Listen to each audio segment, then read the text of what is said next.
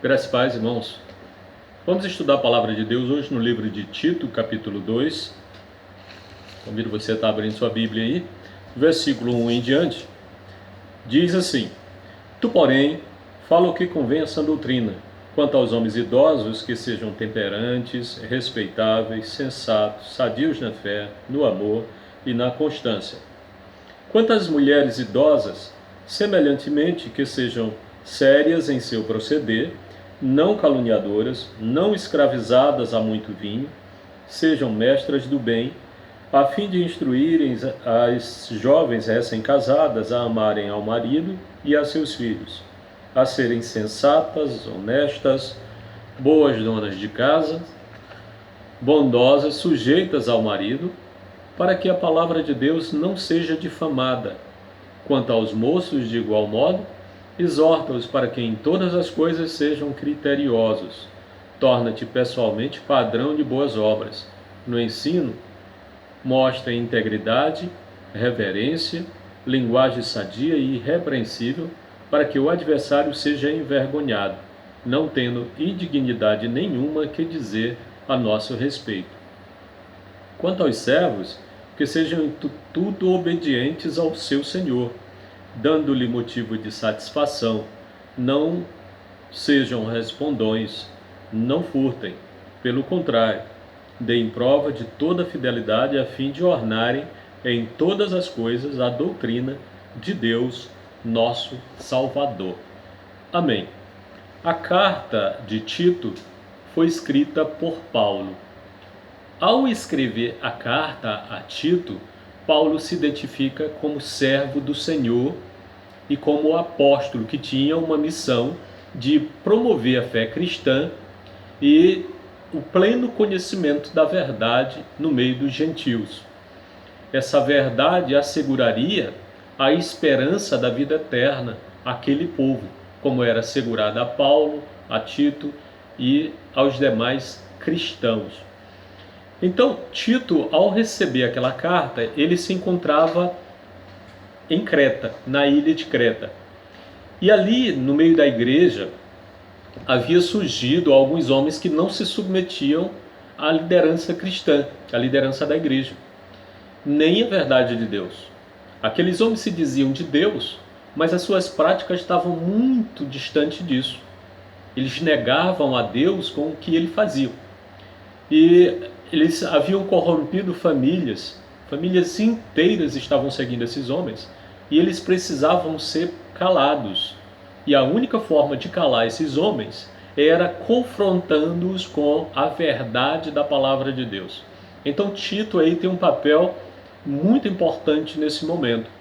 Tito tinha que passar de igreja em igreja, constituir ali em cada igreja presbíteros. Esses presbíteros eram homens que viviam segundo as Escrituras, eles tinham que ser avaliados, a começar pela vida doméstica, eles tinham que ter apenas uma esposa, a sua vida não devia ter escândalos sexuais com outras mulheres, seus filhos tinham que ser educados na verdade de Deus, tinham que ser tementes a Deus, e eles tinham que ser apegados às Escrituras, tinham que amar a Deus, isso tem que ser visto. Eles tinham que levar uma vida piedosa, que tivesse autoridade para resolver questões e para ser ouvidos dentro das suas igrejas. Então o papel de Tito aqui é um papel importante nesse momento. Mas a Tito também se exigia a mesma coisa. Ao escrever a Tito, no capítulo 2, logo no verso 1, Paulo diz a Tito: tu fala o que convém a sã doutrina, ou seja, tu fala de acordo com as Escrituras. E falar aqui de acordo com as Escrituras é manter um discurso, manter uma fala alinhada com aquilo que Paulo vinha ensinando. E tudo isso tinha um propósito. Paulo diz a ele: tu seja o padrão de boas obras no meio deles. Quer dizer, ao olhar para ti, Tito, esses homens têm que ser inspirados a seguir a tua forma de viver no Evangelho. E aí Tito precisava também ser apegado às Escrituras, ser um homem de grande conhecimento bíblico, para que pudesse calar os inimigos, para convencer a muitos deles a ter uma fé sadia, porque a fé desses homens estava doentia, uma fé contrária àquilo que Deus havia falado nas Escrituras. Então, eles precisavam ser confrontados, e a forma de Tito viver, a vida de Tito devia ser um testemunho. E esse testemunho faria com que esses homens não tivessem nada do que acusar a Tito, a Paulo ou qualquer um dos homens que eles tinham levantado e colocado diante das igrejas. Então, os seus adversários tinham que ficar envergonhados a ver a vida reta, a vida ligada às Escrituras, e o povo cristão, a igreja, tinha que olhar e ver a diferença entre eles. Então isso era muito importante naquele período, no momento em que a igreja estava passando por uma situação de crise ali.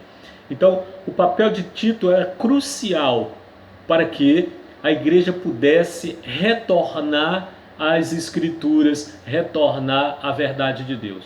Como consequência de tudo isso, a igreja voltaria a se comportar, isso em todas as idades. Aqui ele cita a questão do homem idoso, da mulher idosa, dos jovens e até dos servos, dos empregados, que tinham que, em sua vida, manifestar os princípios das Escrituras, como os homens velhos sendo pacientes, sensatos, apegados às Escrituras, sendo respeitosos, as mulheres mais velhas da mesma forma, dando bom testemunho, fazendo com que as mais novas lhe tivessem como exemplo, ensinando-as a amar o marido, ensinando-as a amar os filhos, a ser boas donas de casa, a respeitar o marido, enfim, que os servos também pudessem respeitar os seus senhores,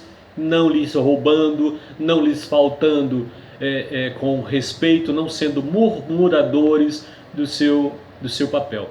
Então, o que nós vimos aqui é que Paulo trabalha nesta carta aqui na vida de Tito, para que Tito pudesse ter um papel na igreja de Creta, que fizesse com que aquela igreja retornasse às Escrituras, à verdade de Deus, e deixasse uma fé doentia.